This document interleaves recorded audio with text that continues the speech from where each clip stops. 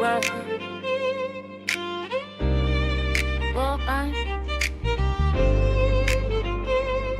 where purpose, truth, resilience, faith, and legacy meet.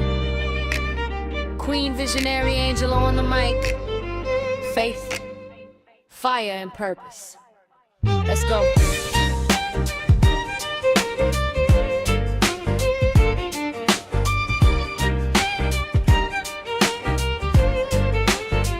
I'm your host, Queen Visionary Angela, holding down the mic with grace. This is where powerful voices rise and truth meets face to face. We spotlight authors, poets, leaders, advocates with something to say. We educate, empower, encourage to heal, to grow, to stay. We're walking with a reason.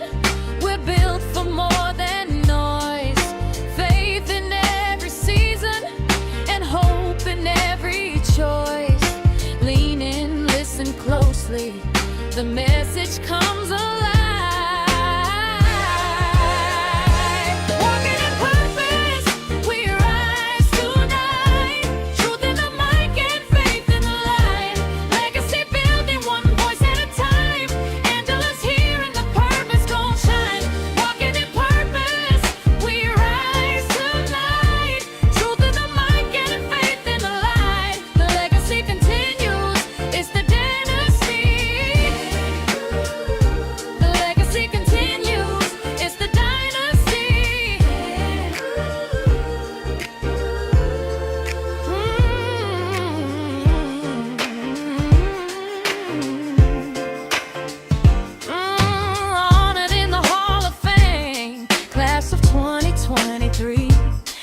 What a host of the year.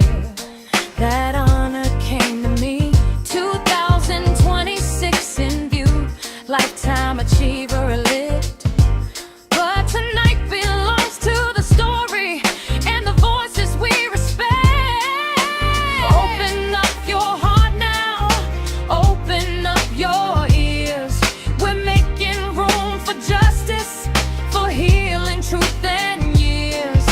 Every step has meaning. Every word can change a life.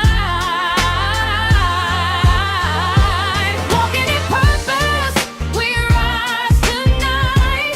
Truth in the mic and faith in the light. Legacy building one voice at a time. Angela's here and the purpose gon' shine.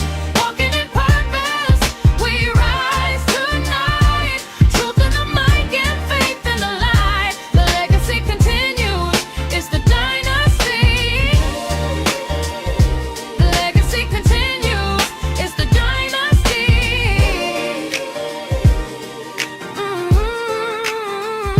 Tonight we welcome Christopher King, JD, King Cast in the room.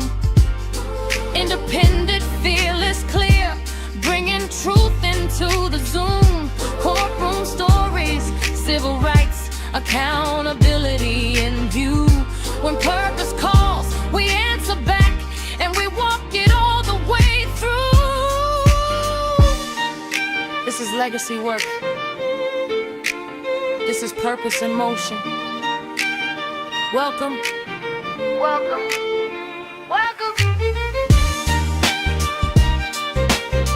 Let's walk in purpose.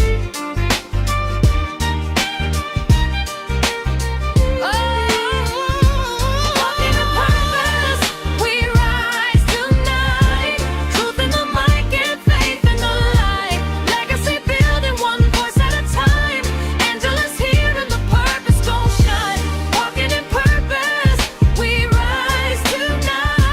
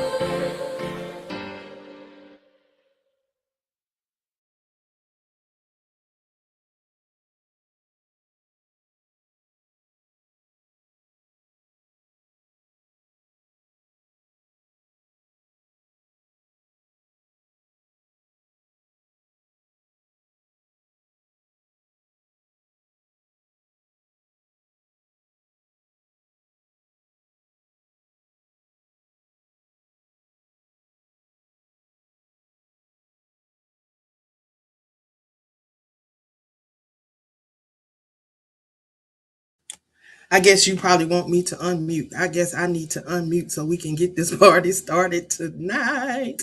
We can get this party started tonight. Welcome, welcome, welcome. I always get excited, y'all. I get excited. We're getting ready to go live right here on the WBNN Beverly Nation, streaming through talkshoe.com. We're going to be live from Lagos, Nigeria. Y'all can go ahead and get your pen, your pencils, your notepad, get your drinks, get everything ready. So when we go live at 9:30, you don't have to move. You can be right here to get this information that's going to come forth on tonight.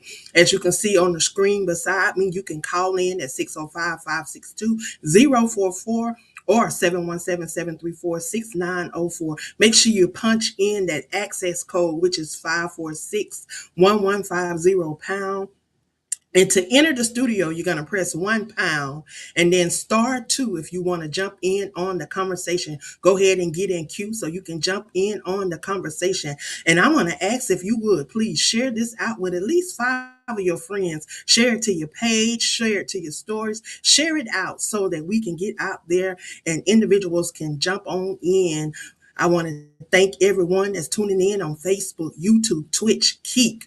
Thank you, thank you, thank you, thank you. And please, if you are not following, make sure that you are following so that when we go live on the Crew Podcast, you're able to chime in, you're able to chime in and stay connected to these amazing hosts that make up this amazing network. But tonight, y'all, I am over here on the WBNN where I first started, y'all. I've been on this journey for 6 years, going on 7 years. May, I just celebrated 6 years, y'all, and I'm almost ready to celebrate my 7th year, y'all. So come on, share this with somebody. Come on, because I can guarantee you, you're going to be blessed on tonight. You're going to be blessed on tonight. We're going to be touching on some things that you probably have been seeing in the media, some things that we have been doing. A lot of us do a lot of things behind the scenes. So a lot of y'all don't know what we do, but I utilize my platform to educate, empower, and encourage. And that's what we're going to be doing tonight. I'm getting ready to call in to be in the studio so I can get live in the studio. So I want y'all to go ahead and share this out with somebody while I prepare to go live on the WBNN, y'all. Come on, come on, come on. And don't be shy. Press that *2 so you can get in the queue. So you can get in the queue and join the conversation on tonight. Y'all know it would be no me without you guys supporting. So make sure that you press that *2 so that you can get in the queue. Yeah. Come on in, come on in, come on in. I'm calling in right now so that I can get in queue, y'all. Don't want to get too far behind because I get too far behind, I might not be able to get in there, y'all. So come on, share it out with somebody. Please enter the show ID followed by the pound key. You can access.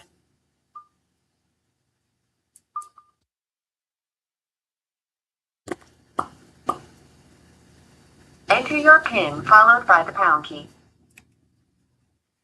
You are joining the online studio. Your line is muted. Only the host can unmute your line. Raise your hand using *2 so the host knows when you want to speak.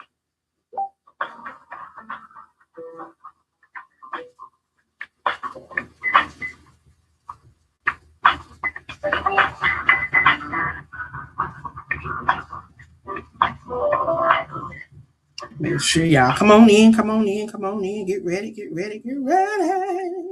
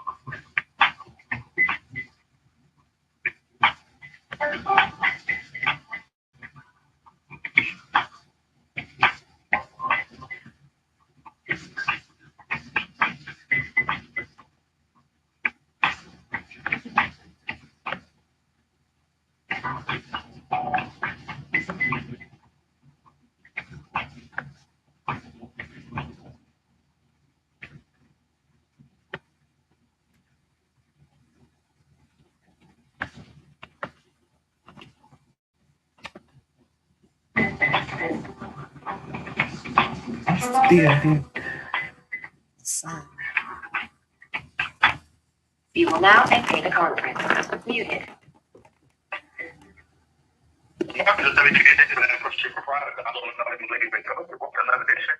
Walking in Purpose, the 2026 International Radio Hall of Fame broadcast invited Sheila Land, one outstanding and her concert for broadcasting live for the downtown Lagos, Nigeria.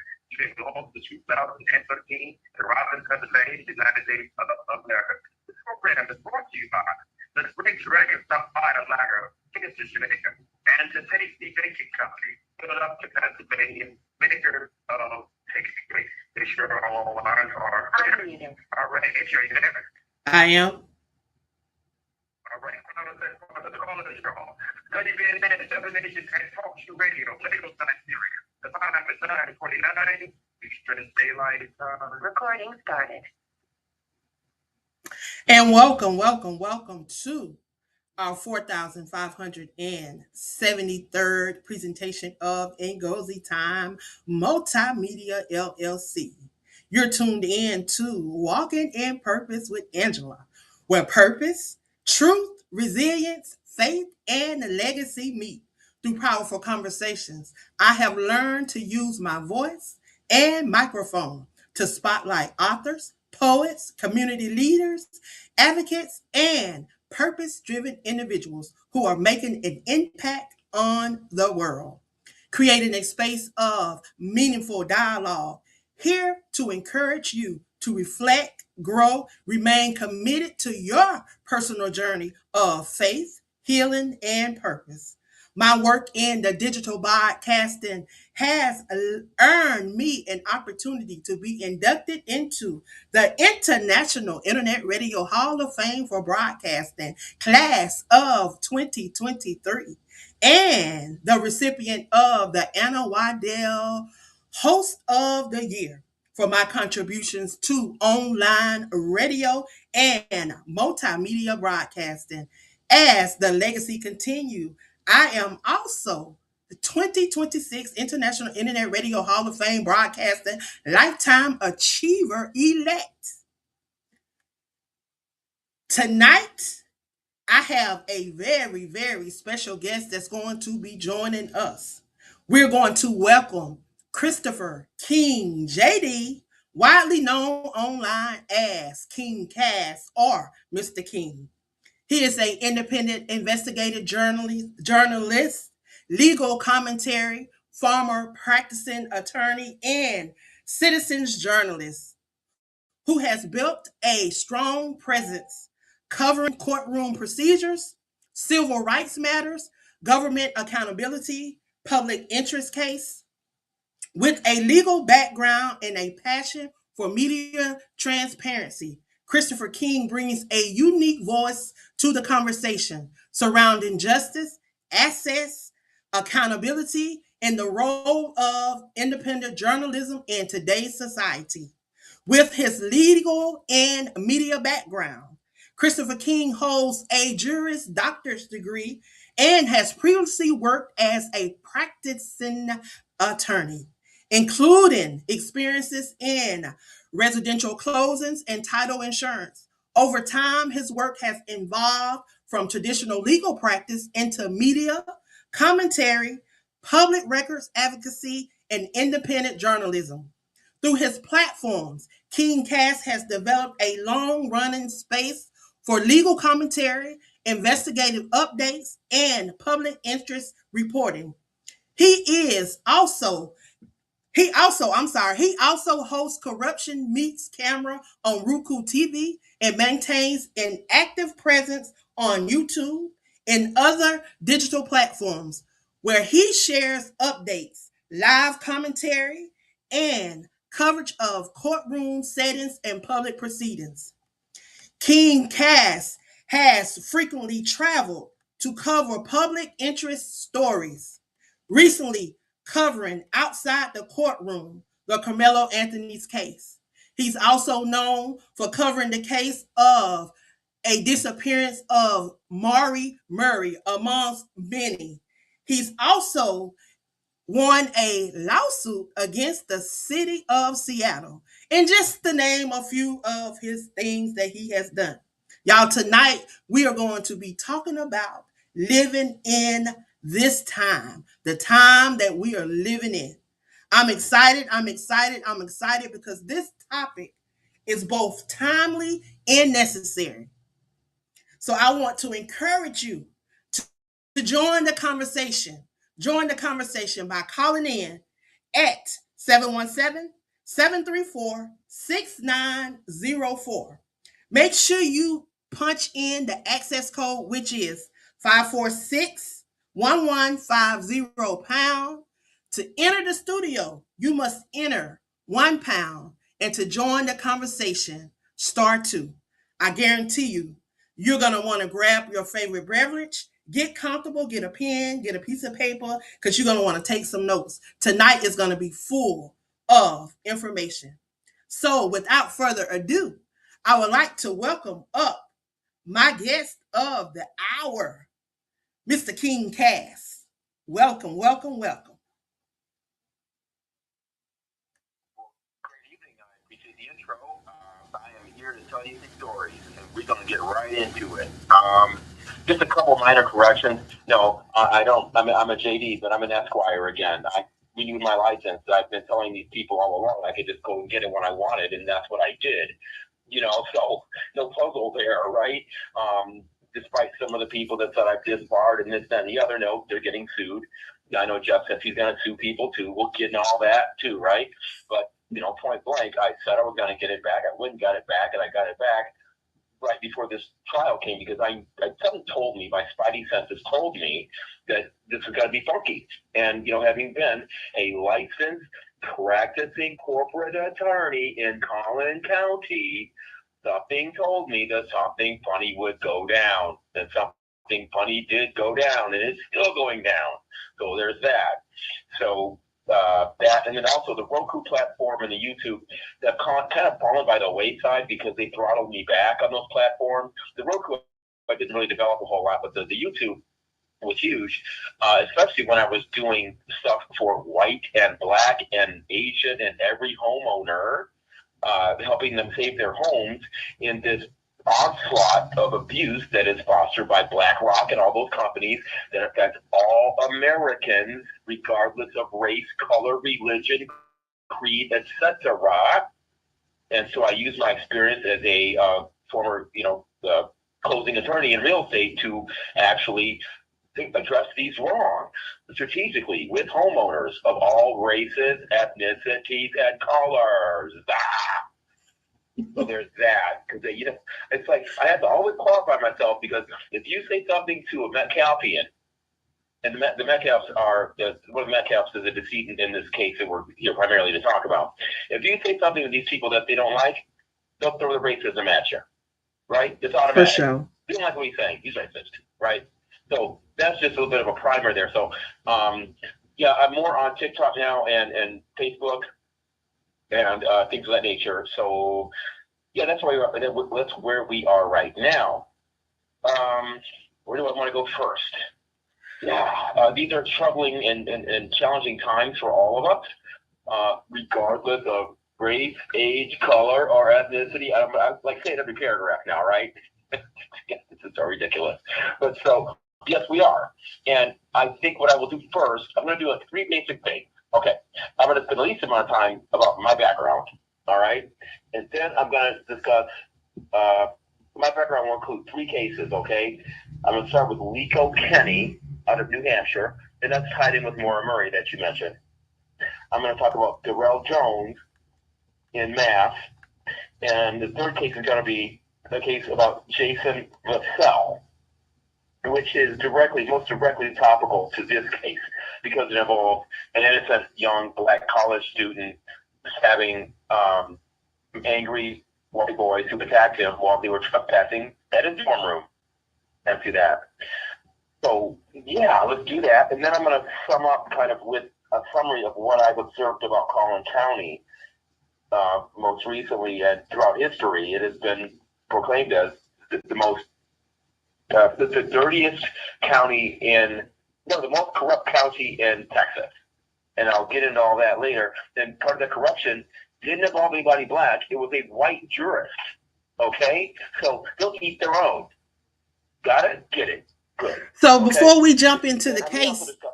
before we jump into the Yeah, case, yeah. I want to ask you a question because it I'm not gonna say it's kind of off, but what made you go from transitioning? What inspired you to transition from practicing law into becoming a investigative, independent journalist, legal commentary, just getting into the media? What made you go from practicing law into media?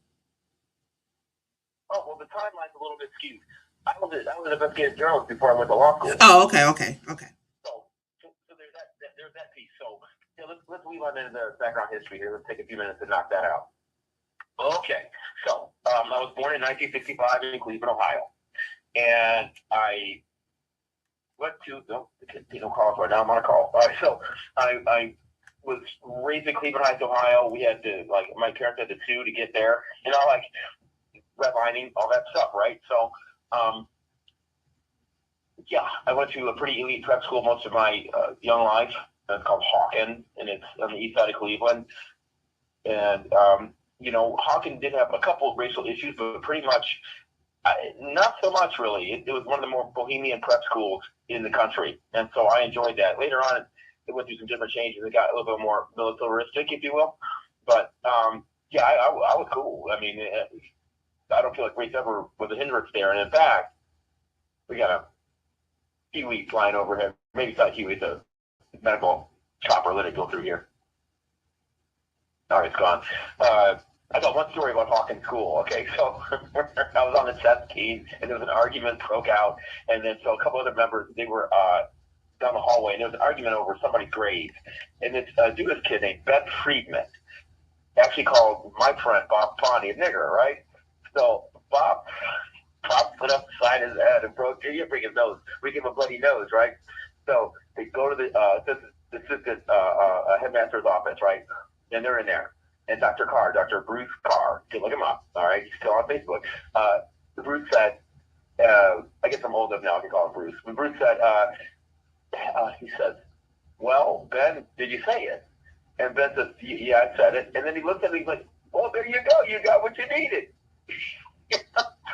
So that's the kind of environment that I remember Hawking the most of. It was all right by me. So anyway, after that, I did my undergrad, which was communication with a focus on journalism and rhetoric and news reporting. And that was in Cincinnati. And before I even graduated, I was the editor of the Ohio Call and Post, which is a black-owned newspaper. And I was a Cincinnati editor of that, right? And it was a lot of work, I'm going to tell you that, right? But I took that over other options I had that were more mainstream because I was, that's what I wanted to do. I wanted to really get into the community and do that sort of thing. So did that. And then I said, well, I'm going to go to law school eventually. Let me transfer. I want to work for a larger paper, a more mainstream, like read white-owned newspaper, so I can have that experience, right, to be well-rounded. So that's what I did. And then I worked for the Indianapolis Star, and I was just a general beat reporter. And so that's what that was about. And then I went on to law school. At law school, I clerked for Terry Gilbert. He's a high-powered lawyer out of Cleveland, a lot of murder trials, civil rights. He does opposite of all. Some offices only do criminal defense, and some only do civil rights. But Freeman and Gilbert did it both. And I watched them grow. At that time, there were just 2 attorneys. Now they've got like 6 attorneys. They got a couple offices. They've got an innocence clinic at Cleveland Marshall Law School that Terry started.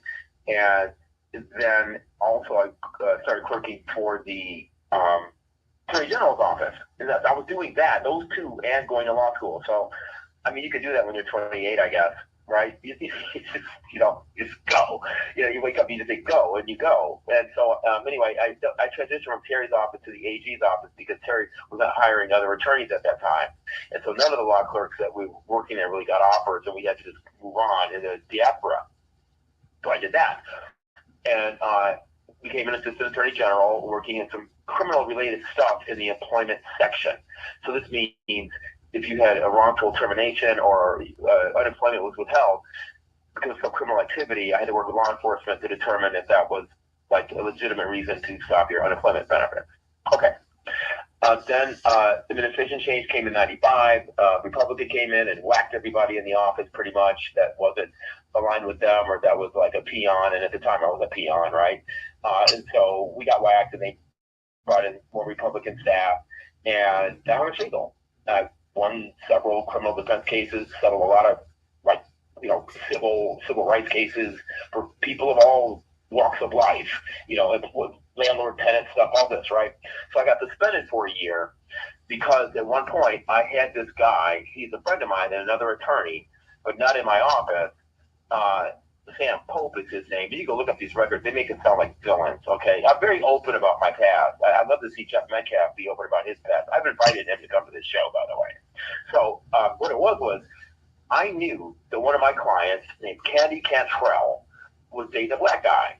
And I knew that her apartment was like a hellhole, all right? It was, you could literally see, I went to the apartment with her, you could see the ceiling through the bathroom, okay? And one day, she's a bigger girl, right? I mean, she slipped on this gelatinous mass that had fallen from the ceiling by the toilet. And she did some damage. So we're suing for that. Everything's going along, whatever, okay, we're personal injury case. And then I'm at the pizza shop underneath there, right, kind of behind it. And I'll never forget. He says, well, aren't you Candy's lawyer? And I'm like, yeah. And he's like, her landlord's always out here calling her a nigger lover. And I'm like, what? And so he said, yeah. And I said, wow. And so I told my friend about it. He says, wow. Because it's a white dude, but he doesn't like racism either. I mean, I don't want to get into racial polemics here. They call it polemics because you got some, not all kinfolk or kinfolk, and not all white people are evil. Like a third of my family's white, man. They do it, right? Right. So, I mean, a lot of my brothers, it's not about that, right? It's not about that. So Sam says, wow. And so knowing that I went through this case, which you guys can all look up, my parents were testers in this landmark case called Heights Community Congress versus Hilltop Realty. And it provided that testers could, get damages for going to homes to pose as renters or buyers, right? So Sam says, well, I'm going to call them up and ask them an independent, like a neutral set of questions to see how they react to me. And I says, okay, right? And at that time, remember, Ohio was a one-party state and had not adopted the ABA model rule that says lawyers cannot surreptitiously record. So I'm like, okay, give it a shot. I was not in the room. I wasn't there. I went down the hallway. I didn't want to hear what went on. I was gone, right? So the landlord ends up saying something nasty. It didn't drop an N-bomb, but said some other nasty stuff that a landlord should never say, right? So I added it to the complaint. And I said, this is, shows this type of conduct, this type of negativity coming from her. I won't say what they said because that's not cool. But, and so anyway, they bring me up on charges for that. And now, by the way, I've never had a customer complaint.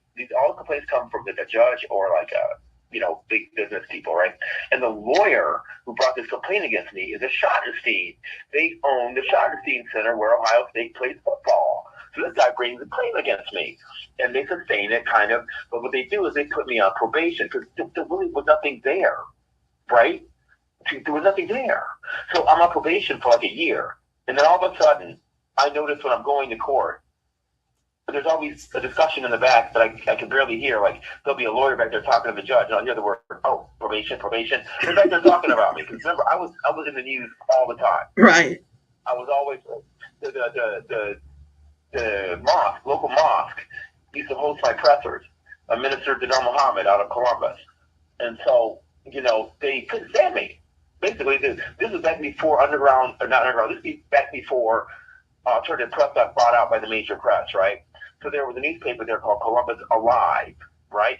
And I would just sit in their office. There was my car mechanic was right behind there. And every Friday, I'd just grab a six-pack and one of my cars and just go sit around, just bounce back and forth between my mechanic and play with my car. And they'd go to the newspaper and tell them the news that was going on. That was perfect, right? So we know the corporations bought all that stuff out. So that model went away. I was no longer in the headlines.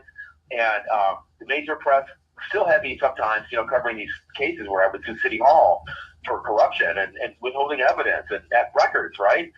So that happened, and so basically I started getting sanctioned, and it just was like, okay, fine. So they gave me this 1 year suspension, and I said, okay, fine. I just never went back. I went to work in wireless.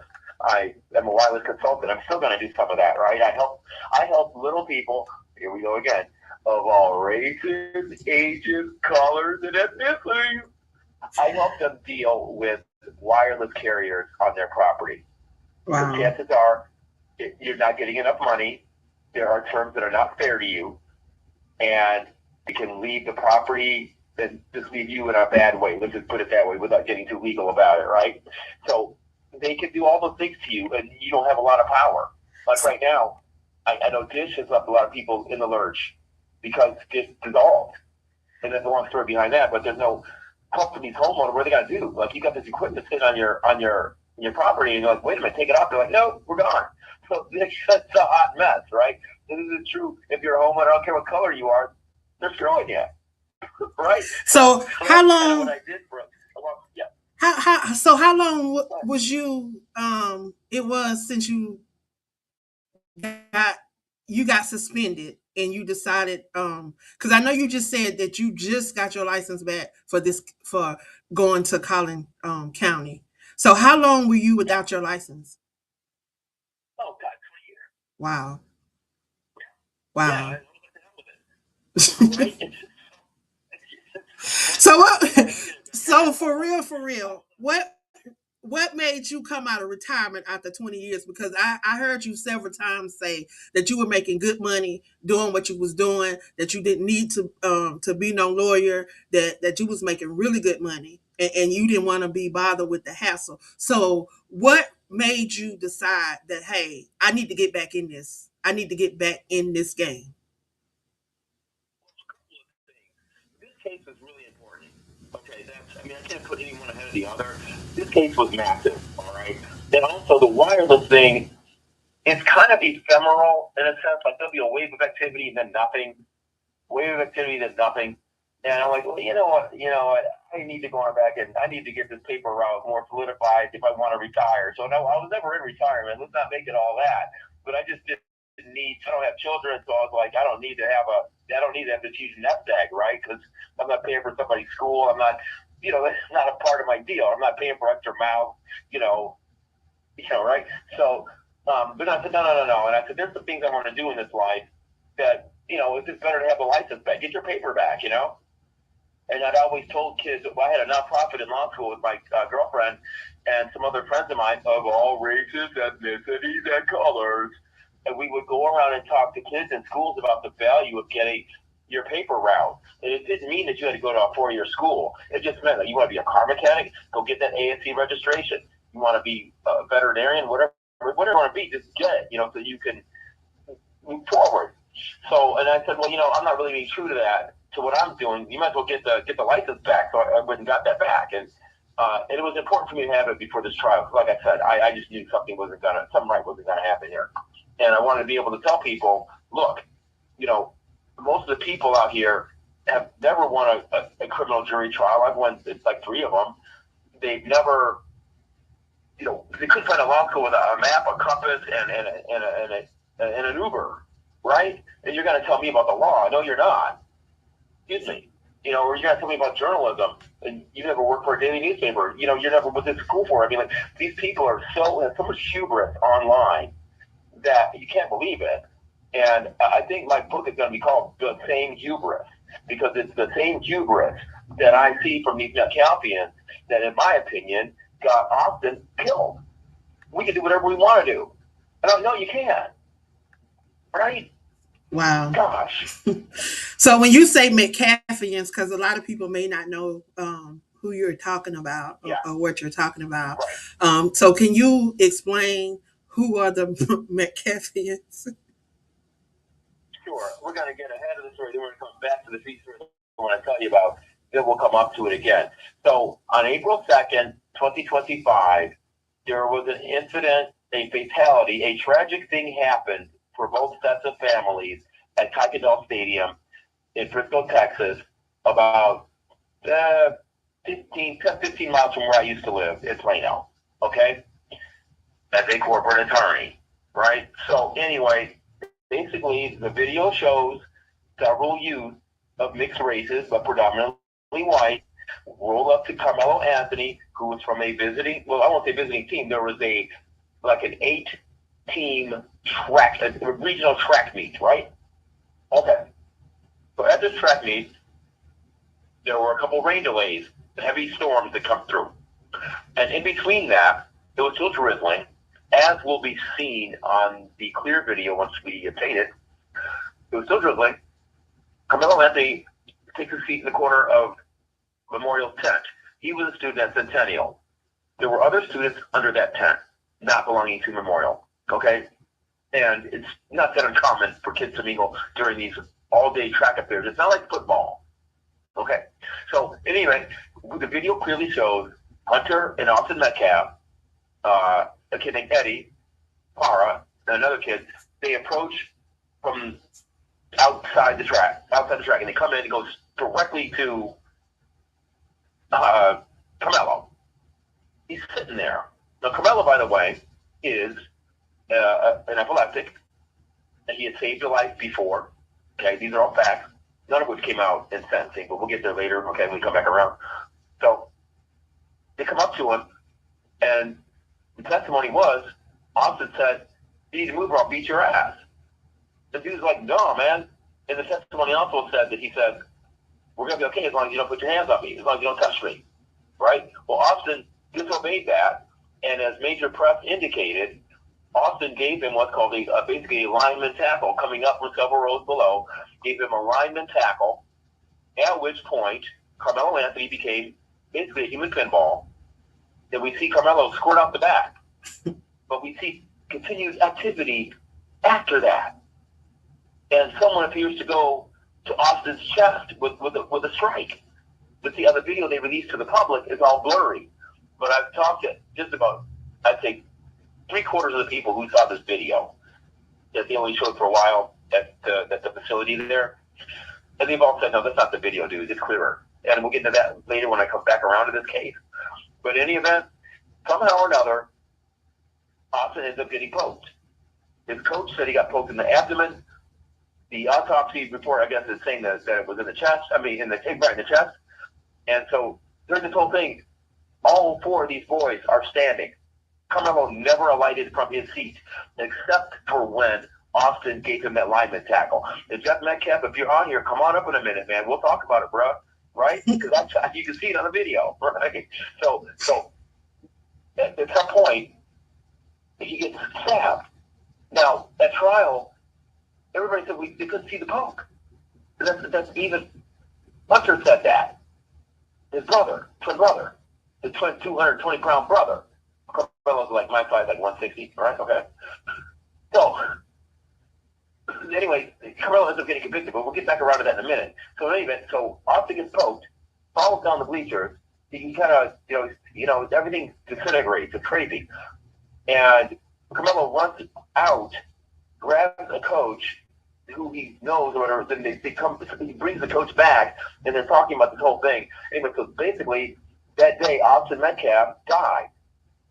And I don't want to get too far in that case yet. I want to go back to my history and then come back to this case. Okay, so I call them Metcalfians because they will excuse anything and everything that's wrong about the Metcalfs because they got a bit of power. He's a real estate agent. And, if you say something they disagree with, they attack you. They try to take your lives down on TikTok. They'll threaten you. I've got some threats. I just sued a couple of them. My subpoenas went out the other day to Meta for Facebook and to TikTok as well. And I may get sued too. But we don't have it out. I'm not going to back down from these people. That's what it's about. Let's get it on, man. So that's kind of why I call them Metcalfians, because they will excuse everything. And we'll get back to, Megan excusing these boys like harassing cheerleaders. Look at my mother would have beat my ass if I ever done, right? But Megan's like, Hunter with his bisexual hands. Yeah, Hunter's in his bisexual hands. He can hit boys and girls. That's right. You know what? My mother took that tennis racket out of my hand when I was in like 11th grade, and because I was smoking weed out in the basement. And look, she came after my head and thorax with that racket. If she had ever heard me disrespecting females like that, oh my God, dude, I wouldn't be here. She called my dad and said, "See, so it's time for him to go." You know, yeah, we made the worthless son of a bitch. You know, we're sorry, but it's time for him to leave this planet. God, swear to God, this is so simple, right, guys? So, all right. No, watch the next Kathy's gonna say, "Oh, King's a simp." I'm like, whatever you say, you can't beat these people, all right? They're always coming back at you with something, right? It's like, no, it's not simp, but it's called basic respect for humans, right? God. Wow. All right. Okay. So let's go back to my background, and I want to talk about these three cases because they all have relevance to what's going on today. All right. Let's start with Rico Kenny. I got three cases here, okay? The first one, he a white boy. You hear me, Jeff? This a white boy. Jean jacket gonna get you. I think Davey Kenny is. We have a screenplay involving this whole thing, right? And I talk to Davey, his father, all the time. We're good, you know, it's all good. And they had a tennis camp up there where he lived, which I played at several times. So anyway, so the way this happened was back in the early double odds. I'm living in New Hampshire, and I'm skiing at this place called Cannon Mountain, which is the mountain where Bodie Miller learned how to ski. So, okay. And some of you may know Bodie is like America's best ever skier, along with, I think, Phil Mayer. And anyway, so because of this connection with the community, like, which is, I was not really a tourist. I mean, I lived in New Hampshire, but I was a flatlander, and we're up in the mountains. It's like 2 hours away, 2.5 hours away, okay? So I started my blog, and this is like 2005, 2004, somewhere in there. 2005, I started my blog. It was 2007, right? And so I met some of Rico's friends and Bodie's like associates because of this. And Bodie was still skiing then. I think he was still in the Olympic Games, right? So I hear in the news that a kid allegedly ran over a cop twice, and then shot him and ran him over twice. And I popped out of bed and I said, "Oh my God, that's horrendous! Well, how could that happen?" And I initially had all these bad thoughts about the kid. I'm like, God, what a jerk. Like, you know, remember, I'm law enforcement background originally. Like, why would you do that? What happened? I said, something's going on behind this, right? So I just put up a post on my blog one day and I said, does anybody know what the hell happened here? Because I said, I'm not buying this whole story. And then, sure enough, I'm going to try to sum this whole case up. We got to move it along, okay? The cop was dirty. He had put his wife in a safe house for abuse. When this happened, he also had been stalking Rico. He would drive down the end of their driveway. This is a rural area of town. He hated the Miller and Kenny family because they had money. I mean, they didn't really have money. Bodie had money. They had land. Get it? Right. So they were land rich, money poor. Most of it, except the youngest brother, Mikey. Mikey built tennis courts for the community and stuff like that. Mikey was a businessman. He had money. Okay? But the other siblings really didn't have a lot of money. They had property and they had Bodie for security. All right? Get it? Got it. Okay? So, Bruce McKay hated them. He would, oh my God, he reported their tennis camp vans for being stolen. He ran investigation on their vans. Oh my God, I interviewed so many people who were abused by him who sent letters to Franconian City Hall about him. We're talking like women, white women who were abused by him. One of them was a professor, college professor of criminal studies. And she's like, Bruce, what are you doing? You know I'm not drunk. We just left the cocktail party. Acting like 2 3 oh my, what are you talking about? And this mother, let me slow down. This dude had her trapped in the back of the car, and then he used one of those hunting type knives. She described it as a penis-shaped head on the knife, right? You know what I'm talking about. What they call it. But he used one of those. And by the way, guys, I love guns. I love knives.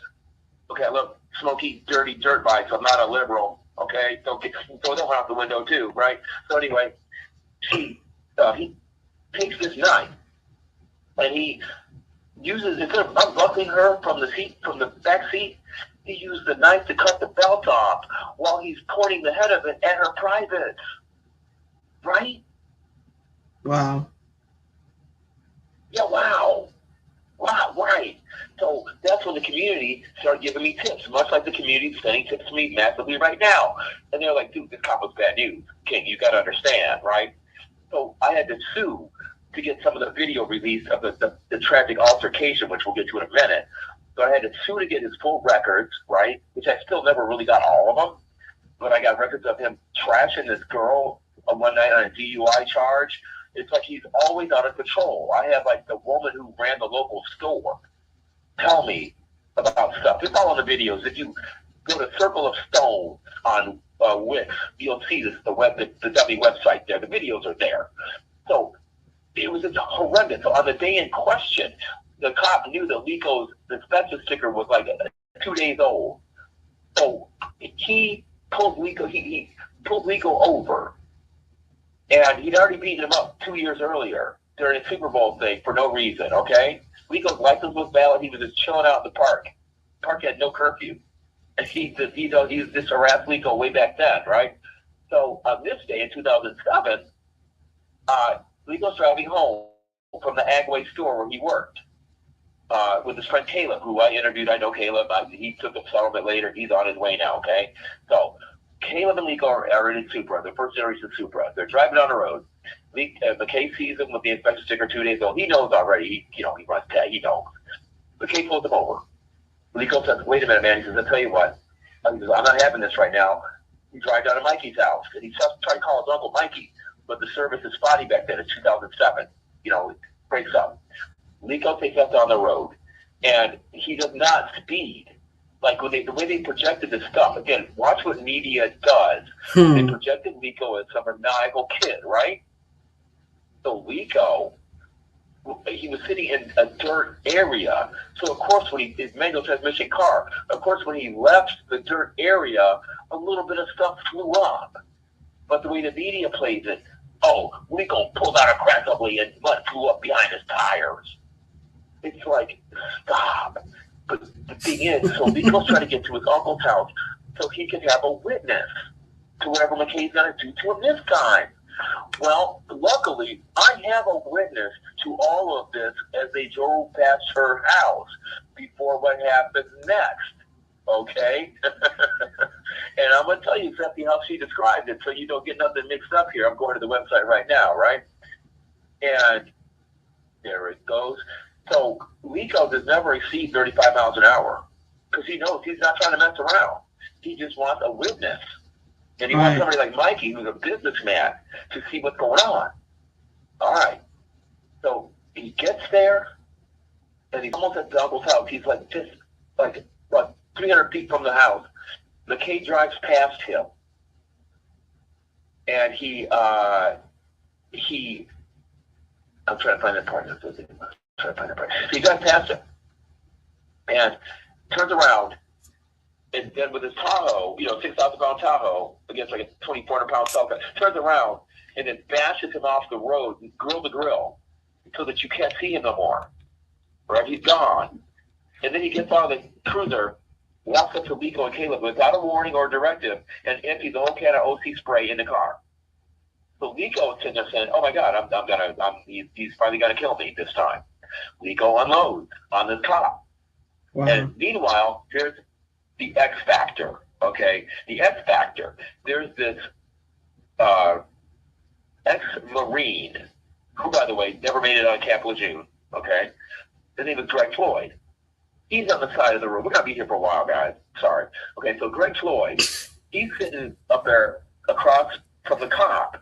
So when the cop, goes in to pull Lico and bashes him in, this ex-Marine sits there with his headlights facing McKay. So Caleb and Lico, you can see him reach out the window of their car. They're looking at him for help. They're like, "Oh my God, help us! This cop's next with us, right?" Little did they know that this guy is on the cop's side. Wow. Right? And so he had a history longer than of just his rap sheet was horrible. He was a 3-time felon for weapons and drugs out of Georgia. 3-time felon. So he's sitting there, and then all of a sudden, after Lico shoots the cop, this guy runs up and grabs the cop's gun, and he runs over to Lico's car, and he shoots through Caleb's window on the passenger side and executes Lico. Yeah. So Lico's trying to get away, right? And he can't really see because he's got the captain spray. So of course he hit the cop once, but then he backed up and tried to get around him. And when he backed up after accidentally hitting him, that's when the other guy, the third guy, shot him. So all this stuff is coming together. I had to. There was a press pack for journalists, and being as I was a registered journalist working with the New England News and Press Association, I'm chartered, I'm recognized. They had to give me the CD. Back then it was CDs, guys, right? So they give me the CD. I am the only journalist who ever dared to publish a picture of the bullet in the windshield of that Supra. That clearly indicates, hey, wait a minute, something's not right with the official story. You know, so who fired that shot first? Did Bruce get a shot off first? You know, did Nico responded to that? It was all crazy. And then to wind this story up, we'll move on to the next one. Greg Floyd told an absolute lie. He said he was talking to Nico and told him to dechamber and do all this, that, and the other, right? You guys, it was May 11th, 2007, May 11th. In North Country, New Hampshire, it's still cold as hell up there at that time. The windows were up. Right. And in fact, in the crime scene photos, you could see it even said underneath. The window mechanism was in a fully up position, but the window was shattered. Okay? Wow. The sunroof was closed. He never spoke to those boys. He just shot them. So I exposed all that. I hooked up with a couple of other lawyers. We brought a wrongful death case, right? Yeah, we did. And I wasn't licensed at that time, but they of course, the judge threw it out. But yeah, other licensed, experienced attorneys saw enough there that we needed to do that because they had ignored everything about this cop. So anyway, I ended up getting a road named after this cop twice. We got shut down twice, which I would never do because honestly, I'm not an ACAB person. I mean, I'm not. But I rallied to prevent that guy from getting a road named after him twice. And the videos are all online. You can see it all, the testimony from 20 years ago. So that's the end of that. And I just want to say one thing about that before we move to the next case. The woman, Susan Thompson, who I got to know, she described this encounter. She said, quote, "The gray car was not going fast. I thought McKay was trying to get around it for something else. He made several movements. Her daughter called it a 10-point turn in her interview to come nose to nose, now facing north. McKay pushed him and kept pushing him down into the gravel area.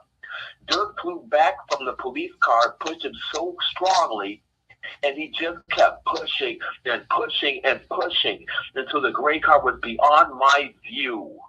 Wow. Right. So that's what I'm talking about. Yeah. And so the whole community loved me up there, right? And then, so Maura Murray that you mentioned, Maura was one of the first of the digital era missing women, right? Young girl. Right. So we suspect that there's something going on up there in New Hampshire, okay? So Fred Murray is her father. And Fred Murray loved me. He's like, dude, you get stuff on McKay, let's talk. So Maura Murray, you guys, is all over everywhere. You'll see the stories everywhere. Sometimes my name will come up in there, sometimes it won't. But this stuff has been on Lifetime TV and everything. Nobody ever found Maura Murray. But Rico, by the way, had heard about Maura Murray, and he was actually looking for her because they're woods people. He had his ATV out, and Rico had been part of the search team looking for that young girl. Right? So, well, fancy that. So I'm telling you, this is why things are not as they are set out to be projected in the media. It was true for Rico, a white boy, and it's true for Carmelo, a black boy. Let X equal X. Mm. Oh, God. I got to tell it, man, because people have to understand the nuances. So we're done with Rico now. All right. Let's move on to Darrell Diamond Jones. This one's a little quicker. A lot quicker, actually. Darrell Diamond Jones was convicted in 1985 of murder. What was going on for real? This is in Brockton, Mass. Okay, so what happened for real was that there was a drug dealer who was, providing the cops with drugs. Okay, so nothing new there, right? So, at some point, they began extorting him. Like, give me more, this and the other. So one day he said, no, to hell with you, I'm done. Well, not long after that, he's dead, right? So he died. He's shot outside this bar where Darrell Jones and other people used to hang out, and they made Darrell this patsy, all right? And so he got wrongly convicted, and during the conviction, sorry, I don't need some noodles, I'm so hungry. So during the conviction, sorry, hold on. All right, so during the conviction, they bring this video out. Here comes the video again, right? They doctored the video. Sounds familiar. Prostitute.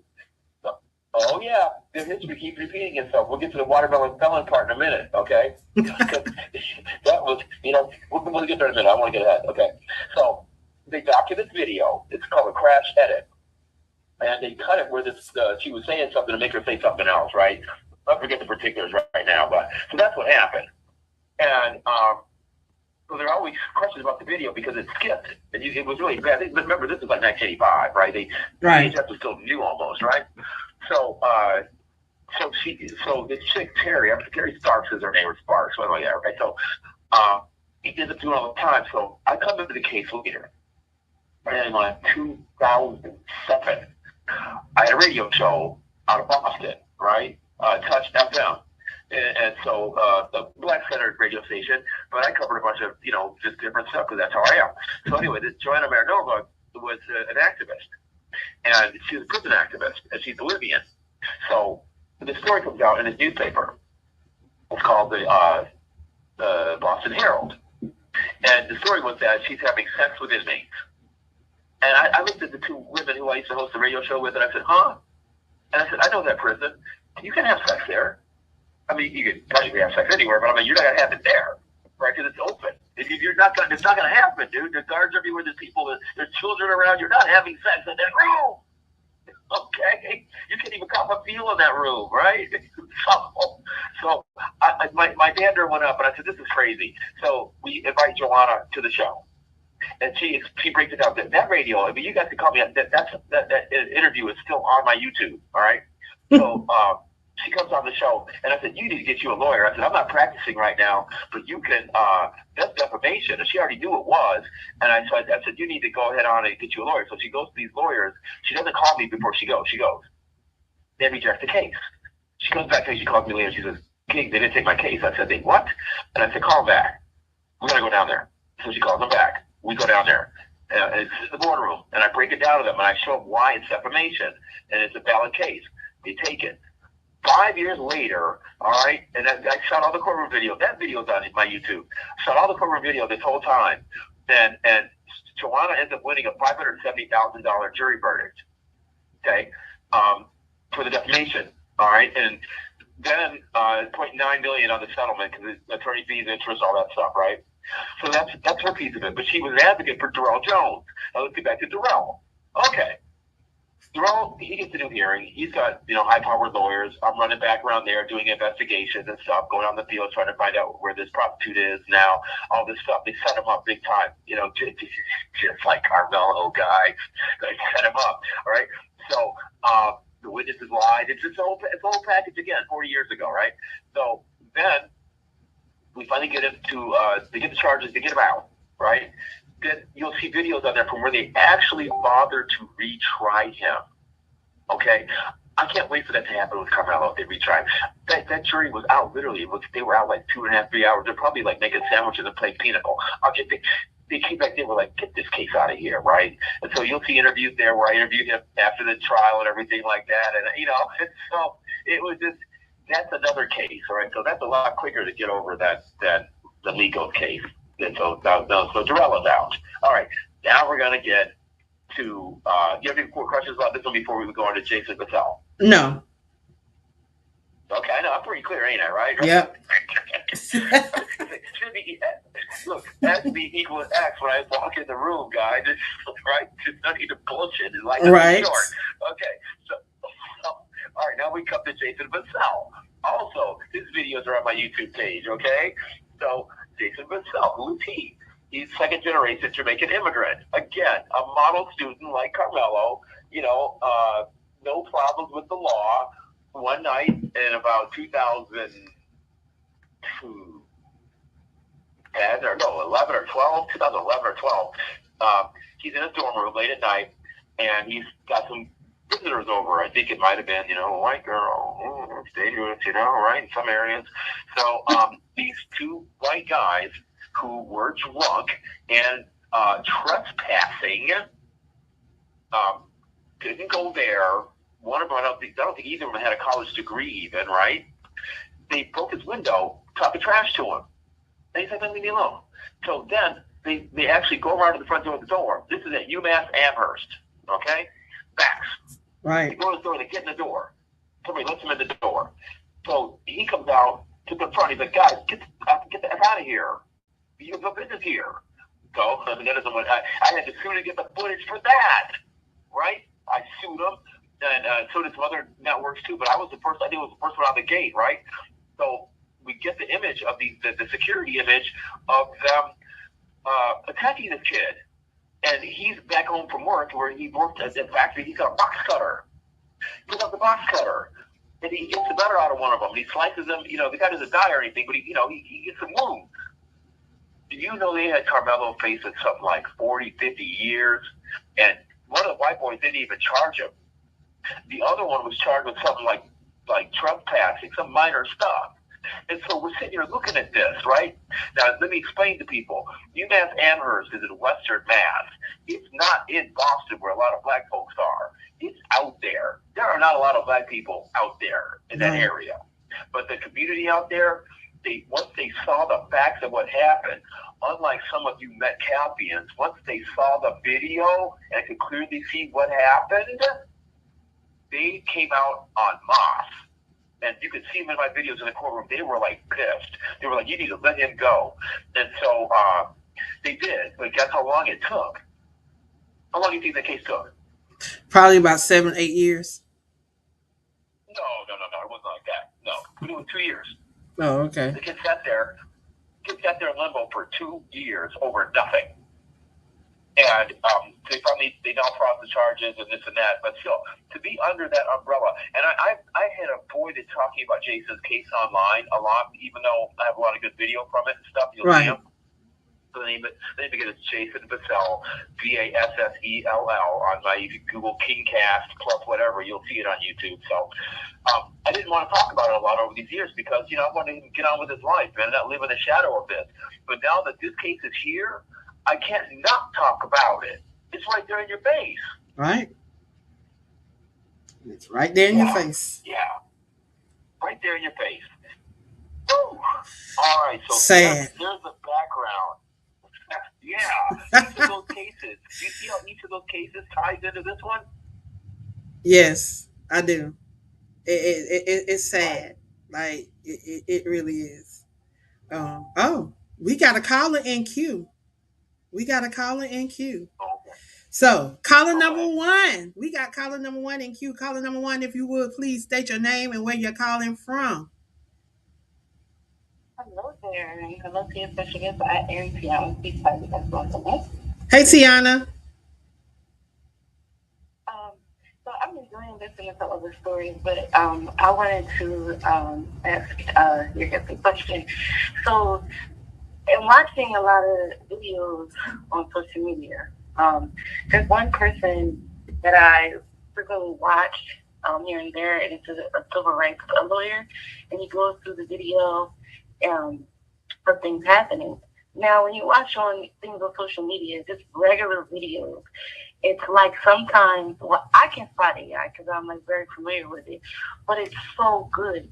When you say something about the footage, like the inductor, can you imagine the things that can happen now to put an innocent person behind bars just from like footage? Like, what could be done to stop that? Like, is there any type of law out there or anything that how can I put it, where they have to review the footage and make sure that it's not generated by AI to be able to put somebody behind bars? Exactly. I don't know. I would love to see, because AI was not a big thing. It was not a thing yet when Darrell got out, because that was like 8 years ago, right? It was just in its origins, it's editing. You can still make something funky, but not like AI, right? So today, that's a really great question. What are they doing to maintain the integrity of these things. But we do know, let's limit it to this case. What we do know is affirmatively is that I have talked to at least 6 people who watched the video at Frisco. So that video is purportedly, the innate video, the primary source video. And I explained this too in a post I put up today. The camera that they use, this was a major event, this event. So they're probably shooting that. They keep saying it's off the security camera. I don't believe that for 1 minute, okay? It was a major event, a regional track meet. I believe they were using what's called a Pixelate, is the name of the company, Pixelate. And they were using one of their cameras that has 3 heads. Some cameras have 4 heads. And it's like a what do you call a stop sign, but turned sideways. And each of those heads gets a quadrant, or it's not a quadrant, it's a tripartite or whatever of the field. But they seamlessly go through the field. As the action moves up the field, it's going to be seamless, where one is going to merge to the other, right? And each of them can zoom.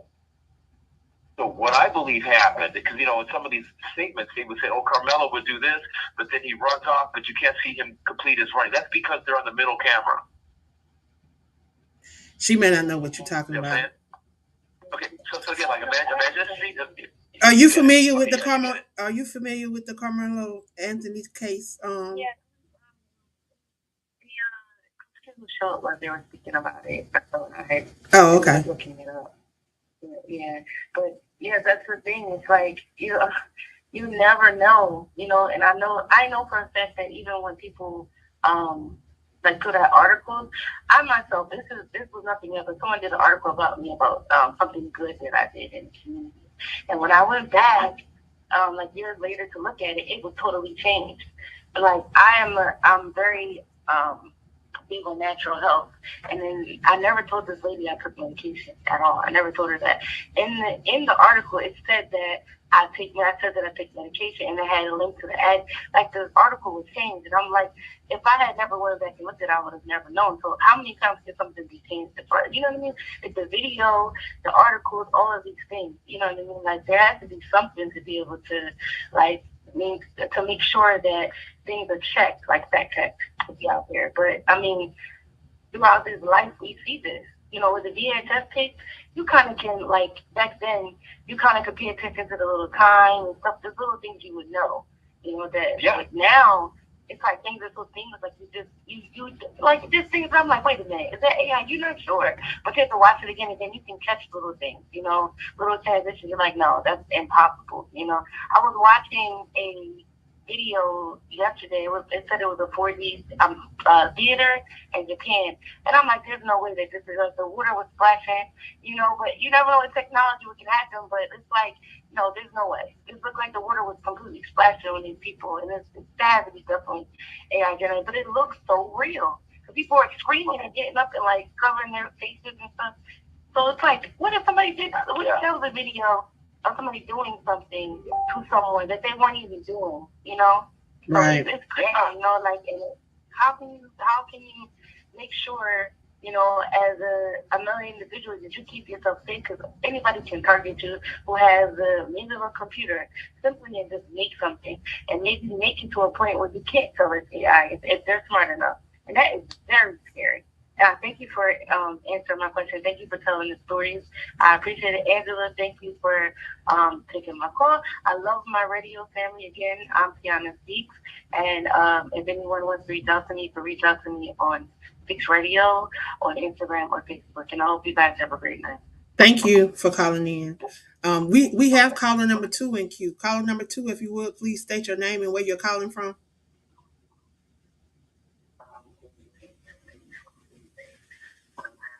Caller number 2.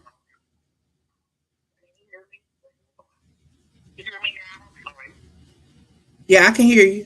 Can you hear me? Good evening. Peace, everybody. I just got in the room, and I'm sorry I'm late. I wanted to know more about the brother Christopher's case. I just logged in a couple minutes ago. Oh, we talking about Christopher, what's called, the other case, Christopher, what's his name? You talking about Christopher Nieheis? We was actually talking about Carmelo's case.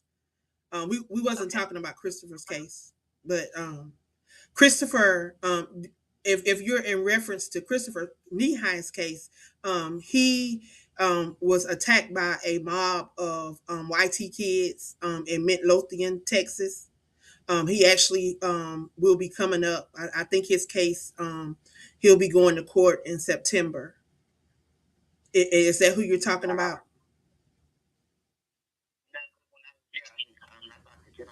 Speaking things, Christopher. Apologies. Yeah, his name is Christopher. His. You were talking about your case. You were wrongfully and illegally convicted. No, we were. He was talking about. He's a lawyer. He was talking about some cases that he had assisted in. You're good. You're good. No, you came in at a good time because that's what we're going to get right now. I did some introductory background stuff about okay. But now you're in a perfect time because now we're gonna. You going out, Christopher?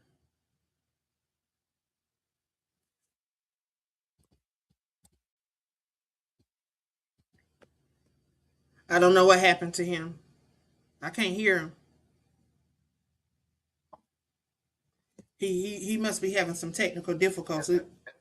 You yeah, you good now. Yeah, I dare to move around in the house. We have there's a lot of stone pillars around the house, and it's kind of not in the best area. So I'm just gonna pretty much try to stay in my room right now. Yeah, I was telling the last caller that she came at a great time because now we're really gonna get ready after the background and all this stuff. Now we're gonna get into this case and some of the problems that I'm seeing here. We foreshadowed a lot of them, but we already have the background and what's going on. But some of the things that happen in this case, and there's in no particular order because there's so many things to go after, right? But I first want to address. Let me think what's first. I first want to address the way. Let's start with the video that we know to be true. Okay, on that day, you could clearly see that Carmelo was seated there, and these boys come up to him. Are they moving assertively? They have a mission in motion, right? And they're coming up in a V formation pretty much. They do not sit. Okay, that's a lie. And for anybody to say they were sitting there first, that's a lie. I believe Hunter said that. I think Hunter did say that. And I think Jeff said it. I think Megan might have said it. It gets confusing because they're all telling lies or covering up for abusive conduct. It's a fact. So, Jeff, you want to get to suing me? Go right ahead. I'll be right here, sir. All right. So these boys came up there and they went straight to Carmelo. And I want to say that Hunter goes in first. It's hard to tell which twin is twin. All right, but they go right at him, and he's seated. Carmelo does not get up. At some point, according to Hunter, Austin grabbed his backpack. And then all hell breaks loose. You see what was described as a lineman tackle. This is as stated by major press, okay? While we're sitting here, just so you guys don't think I'm making this up, I'm going to go ahead on and log into my TikTok so you can hear major press describe the tackle, all right? Because they're going to tell you that you're lying about everything, right, until you show them. And while you logging in to TikTok, I'm going to bring up caller number 3, who is our WBNN commissioner, Unique Parker. She actually lives not too far from that area. She lives in Dallas, Fort Worth. So I'm going to go ahead and bring her up. Oh, great. That's great. Welcome, Unique. Commissioner Unique, how are you tonight? Into this conversation because, it's been so many lies told on Carmelo, and it's just sickening.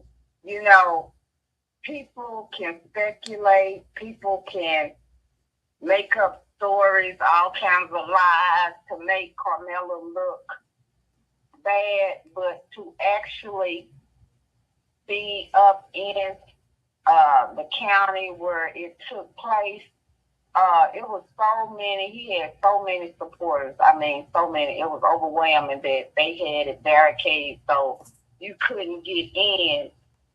But with that being said, it amazes me how the black race against the white race is so biased because the a white kid can do the same crime and get slapped on the wrist.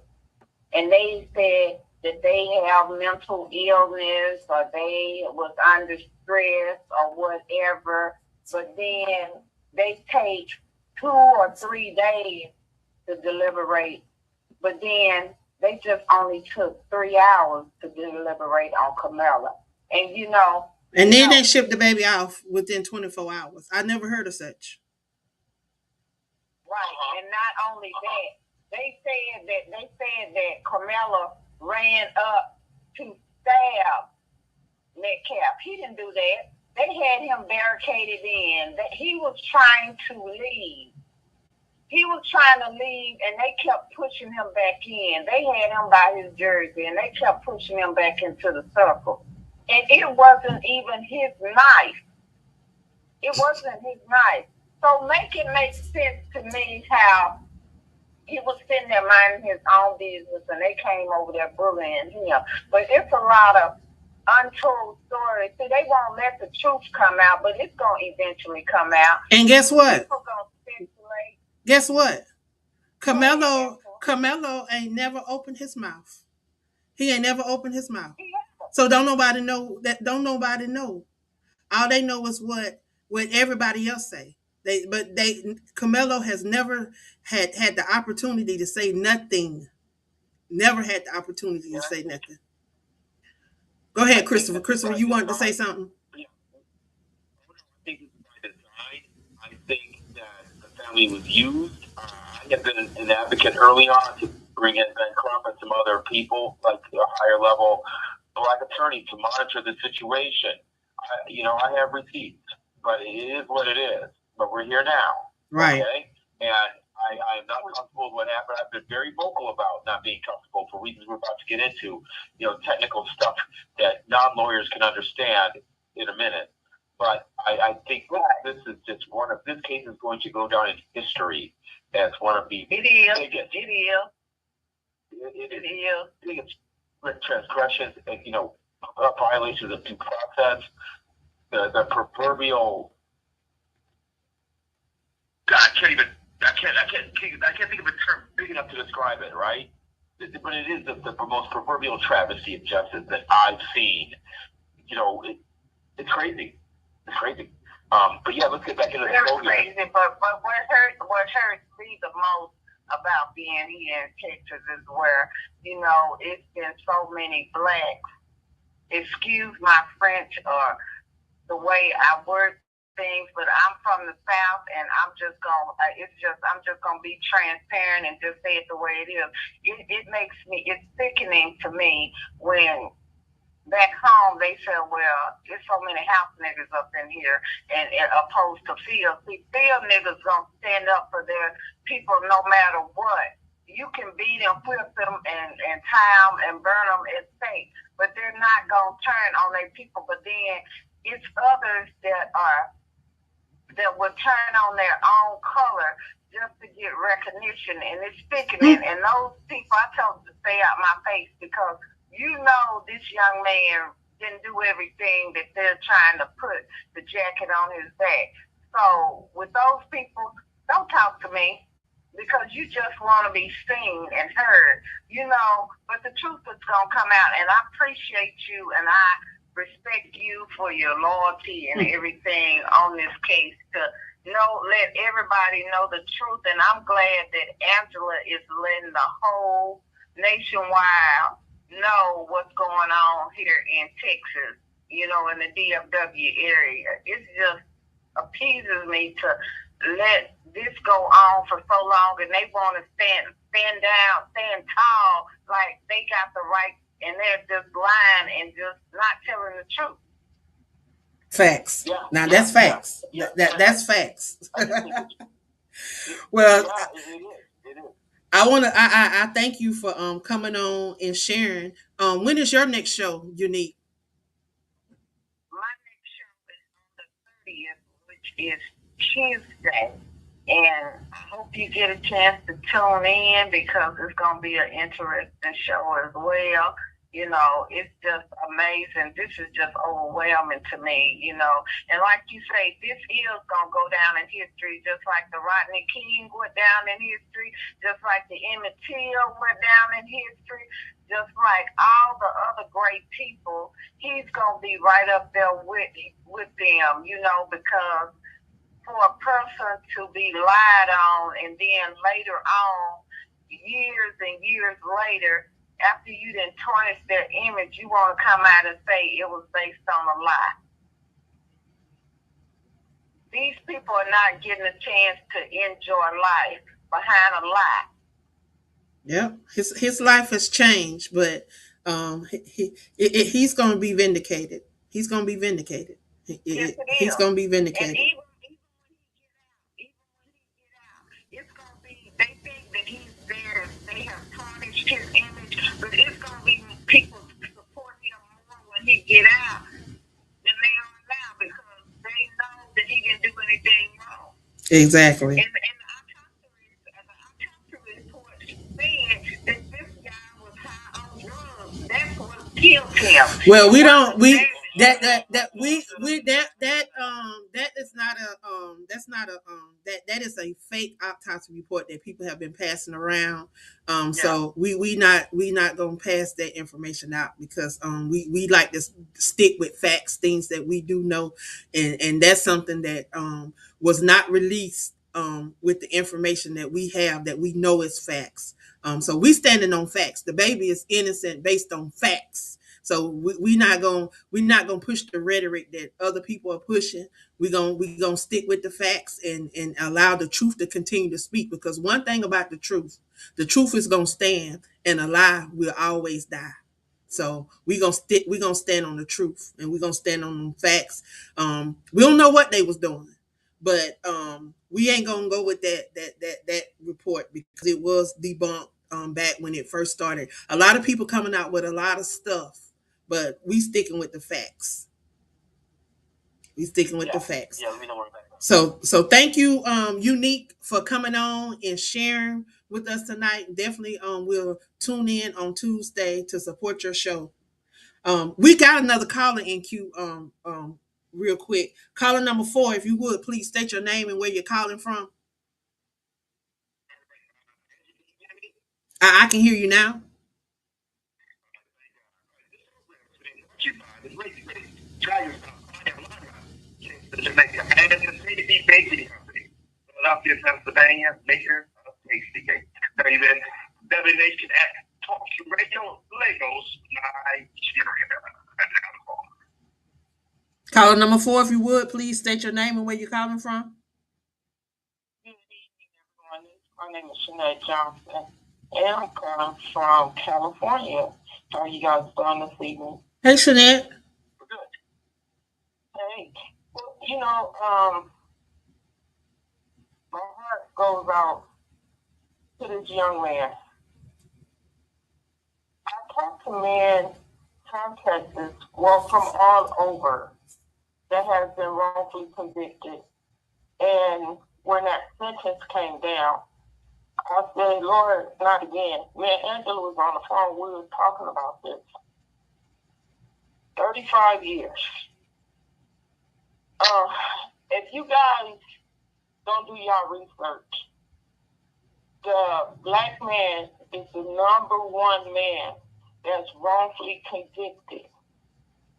You can say they're not, but there are.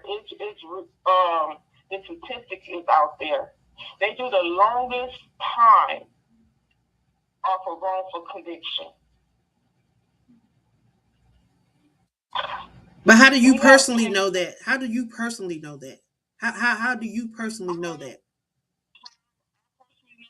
Mm-hmm. My husband is currently incarcerated on a wrongful conviction, and I advocate for him. I'm advocating for a lot of men coming out of Denver, coming out of Texas, coming out of California. All their stories are the same, and these men do not know each other. They all had been didn't have jury of their peers. Coming out of Texas, all the men said their jury was white. Or white tea, excuse me. Even in Denver, not one black jury not one black person sat on their jury. They will consider a person a mixed black. But that's the only type of person that sit on their case. I want to know, have anybody looked at from 2020 in Houston, Texas, where a young man stabbed a 16-year-old? He was only given 12 years, and his conviction was considered manslaughter. Then are you referring to cases? Yes. Are you referring to the case? Yeah, right. Case analysis? Yes. Then, okay, yeah. Then what about in August of 2021, where another young man, not of African descent, these are young people that's not of African descent, which received 15 years for, they said his was also manslaughter. Then you got one in May of 2022, San Antonio, Texas. He only received 30 days in jail. Then you got one coming out of Belton, Texas, just 2 years ago. He received 10 years. That's case analysis. That's case analysis right there, Christopher. Because he only got 10 years. Yeah. He got 10 years. And he was convicted of criminal negligent homicide. And then here comes R. Carmelo. 35 years for standing his ground. Murder. Right. Well, okay, so yeah, let me can I bridge right now? Let's bridge and roll back into this case, if I may. I want to back you up on. First, let's start with your general observations. You may have come across it. Are you familiar with the Baldwin study? No, not okay. So yeah, your husband may have. This is very vital to what you're doing. So look it up.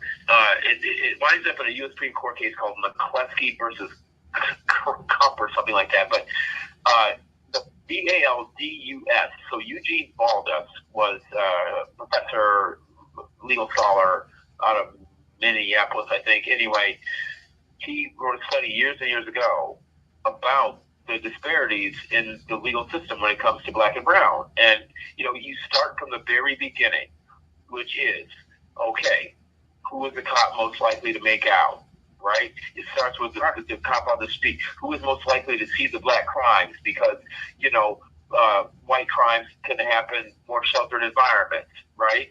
Behind closed doors. If you got blacks in urban city area, it's easy to see that drug deal go down. You're going to see that first.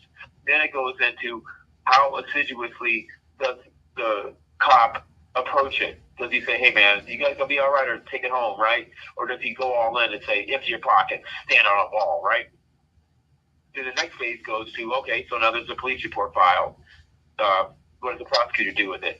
Does the prosecutor let it sit there, just kind of let it die, or just kind of dismiss it, or give him a warning, or, call up the court, give him some type of a, deferral program or whatever? All right, then that's that phase. We got like 3 phases already, right? Right. Then we get to what's the charge?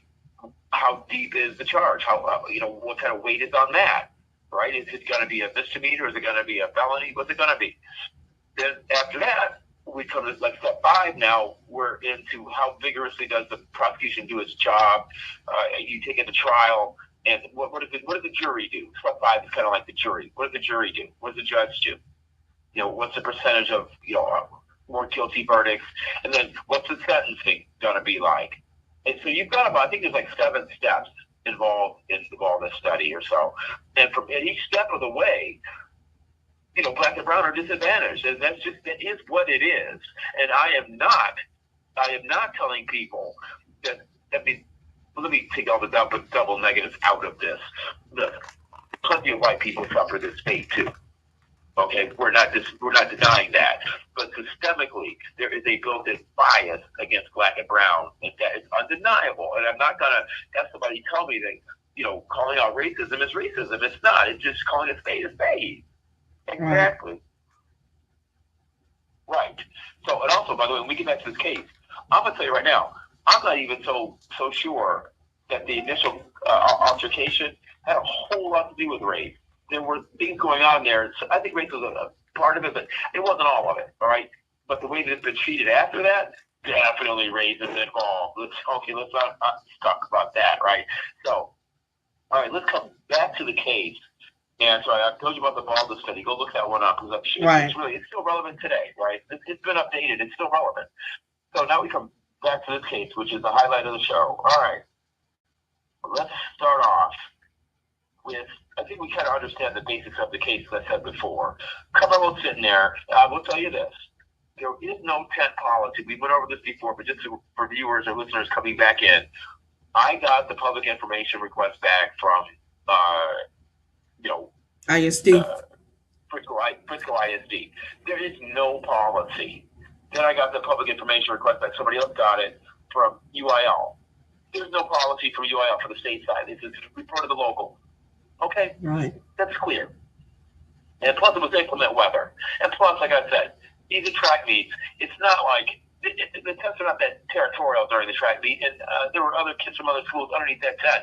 There was something about it, and the testimony said, I could quote right now. The witness was asked, "Do you remember Carmelo saying the only people having a problem with me under this tent are you?" And the witness answered, "Yes." Okay. And then the other part that I want to talk about right now is how this testimony came out. They asked the witness, "Oh, did it look like? Was Austin wanting to fight?" Well, you can't ask somebody that question. It's subjective. I mean, you got to elocute and say, what did Austin do? What did Carmelo do? Right. Because the fact of the matter is, Austin kept on several flights to go get Carmelo. So I'm telling you, he didn't want to fight, but yet he walks up the flights to go give somebody a tackle. But then let's come back to the tackle, by the way. I have it pulled up. We're going to talk about that. I want you all to hear this. And this is major press. This isn't Keycast. This is what it is, right? Okay. We have it pulled up right here. Here we go, guys. Mark Stalpa, Keycast here, your brother-in-law. Listen, this case led me to come back along. Yes, that's why I renewed my license in large part for the injustice. Get right to it here. Welcome to the section of Keycast, law, justice, politics, things of that nature, and corruption. So first of all, Carmelo Anthony is indeed an epileptic, okay? He had just been hospitalized 2 months prior. So, of course, he's afraid of being unalived by a bully like Austin Metcalf. Now, how does Metcalf not get this in? That's my question for either Jeff Roach fault him or he fault Carmelo. It's one or the other. We're going to find out. Yeah. Now, how do we know? Now, let's take a look here. What the standard is, right? Because, this is all about the news now. Is it the show or not? They got to know you've got to use proportion and force all that, whatever, blah, blah, blah. It wasn't just a simple push, right? It wasn't just a simple shove, though. How do we know that? Because Major Prep in the testimony told us that. Right? And we got to listen. Okay? If we got King Cab, Major Prep, and I read it, J.D. Miles had it downloaded too. They said he was they said, move on, beat your ass. You don't get to tell anybody, black, white, or anybody, that the area he was in was safe. He had been invited there by a teammate, one of Austin's memorial school, okay? EP, who lied about his closeness, his relationship with Carmelo, too. All these are facts. If you don't like it, I don't give a shit. All right? Here's the deal. I'm not sure the prosecution expected this because they did have one of the witnesses said it wasn't just a push. It was, he lifted him up in like a linebacker drill, when you see a linebacker, hit the dummies. And so, that's what he said. That's what he said, right? They don't want that coming out. Now let's go over here. Let's talk about these guys here. I call them the Brady Bunch. Even though I'm about to show you what these people, right, these coaches, that they protected it. They protected twins because of the scholarship money and because of the potential liability to these cheerleaders that were being abused. What cheerleaders do you have, Mr. King? It's been debunked. Has not been debunked. King has got it right here for you. Wow. Boom. Wow. Wow. Wow. Wow. You know what? All this stuff. Uncle Vogue made us upset, right? Okay. Now, let's go to the next one. There we go. The Metcalfs act out time and time again. Plural. They were touching at the repercussions, but there don't seem to be any repercussions. Let's repeat stuff, all right? There's your Manel right there. There we go. After we left Kane, the other ball players, Hunter said his hands were bisexual, meaning he would not only hit guys, but also girls, okay? Yeah. I feel like this is a public place. It's sorry for having to come to you that's getting out of hand. No justification. And she also went on to say, stay confidential, as I fear they would do what they would do if they knew. Some boys were hellions, and we got more behind this. I'm just not I don't have liberty to show you, but trust me, you see the tip of an iceberg? Yeah, okay? That's what it's about. And how does, how would I get this in? Because he had it, right? He had it. And Mike Kemper, he's a lawyer too. Okay? Right, we're not playing with you. All right, so while I'm on this trip, let me read one more thing. While I'm doing this evidentiary thing, let me read one more text message, okay? You got the gist of the cheerleaders, and Megan has gone online now, basically blaming the cheerleaders, all right, and saying, oh, that's just so untrue. And I'm like, no, it doesn't work that way. So now I'm going to read the text message from the coach, because they want to talk about how good these guys were, and they really got the team going. They did this and the other. You guys, they had a 1-6 record. They're like the Bad News Bears, okay? And so they, they had a fragile ego, all right? Fragile ego. The coach had told them, which year this text message, they couldn't lash out at the coach, so they're going to lash out at some girls and a black boy 2/3 their size. Then turn and flip the script and call the black boy the coward. Right? Wow. I mean, I really don't cuss anymore, much more online because, I got the license back and I got to, whatever. You can just, in the back of my mind, you can imagine everything I'm saying right now that I can't say, right? Right. It's just so foul what they do. Wow. I just cannot believe it. Wow, so wow, let me read wow. to you this Well, King Cass, I have enjoyed you, but it is time for our final thoughts. Our time is almost running out. So you can wrap that up with your final thoughts, and then it's gonna be Ngozi time. So share what you're gonna share, and then we're gonna turn it over to my producer.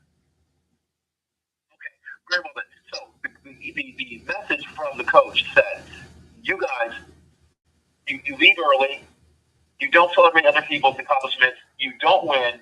And he said, what are you contributing to this team other than celebrating yourself, right? And that's all true. So they told Austin to go help put the tent up, to change things up.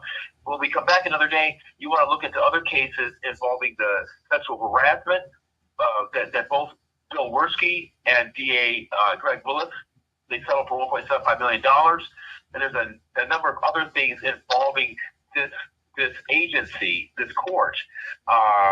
There was a woman, a female judge, who Suzanne Wooten was pointing out some foul activity, and they threw her to the wolves as well. She did time in jail for something that she was found innocent and settled, I think, for $600,000. Judge Roach's father was involved in that, and furthermore, Judge Roach was admonished for commingling his own personal affairs with his wife and a book with courthouse business. So we didn't get to the depths of the corruption in the county yet. We hadn't. It goes deep, Yeah. and people don't understand. So I definitely want to bring you back. So I'll be talking to you on the back end, and we definitely will get you back on next month. In 4 weeks, we'll be back in 4 weeks. So definitely I'm gonna bring you back. So again, I thank you for sharing all that you have shared. Stick around, hold on.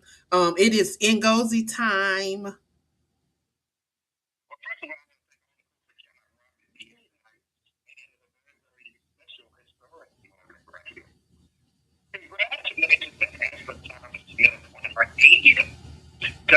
All-time connection record tying the great Andre Presley, and amazingly, 7 consecutive with the Darlene Lawrence Championship.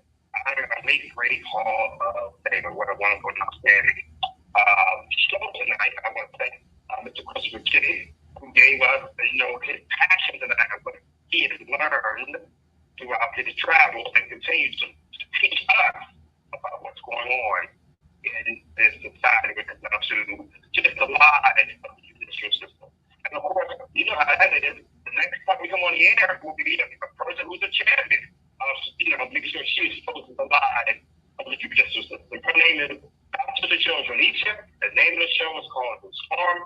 It will be here on Sunday at 9:30 Eastern Daylight Time for the one and only Beverly Nation on radio. And of course, Beverly Nation and thank you for the communications advertising will become multi-media every school Instagram, Twitter, or the other label with Facebook. Anytime suggestions or what program tonight, Jose and Lake. Now I go to my NGO that I am. The mother and father spaces to Dr. Olazali Malay and Joseph, supported by Richard Michigan and Kobe University and London Denny Baby Boy. Thank you to all the folks out there. And on Portion Radio, that support us on a constant basis tonight. This program has been brought to you by the great original Dragon Stop Fire Lager from Kingston, Jamaica, and the Tasty Baking Company, Philadelphia, Pennsylvania, maker of Tasty Cake, WBNN, Beverly Nation, and Talk Shoe Radio, Lagos, Nigeria, and of course, national exceptional accolade. So 2023, and I want to know what would affect the Designated Communications Host of the Year. 2023 International Internet Radio Hall of Fame Broadcasting. And it's trying for the Excelsior, the 2026 International Internet Radio Hall of Fame Broadcasting Lifetime Achiever elect. The one of outstanding young lady from Anderson, South Carolina, Angela Thomas. Well, I definitely want to thank my special guest, Mr. Christopher King Esquire, for stopping by and sharing with us tonight. I want to thank all of those that called in to support the show on tonight. This would not be possible without each and every one of you guys' support, your call-ins, your listening, and all of that. Thank you for supporting me over these last 6 years. It has truly been a blessing.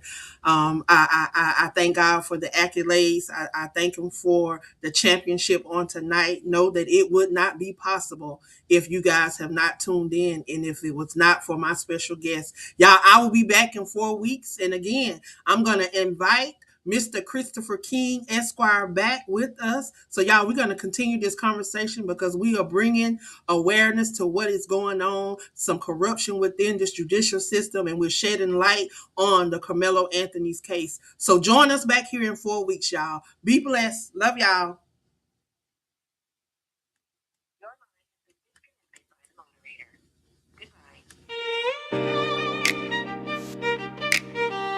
Well,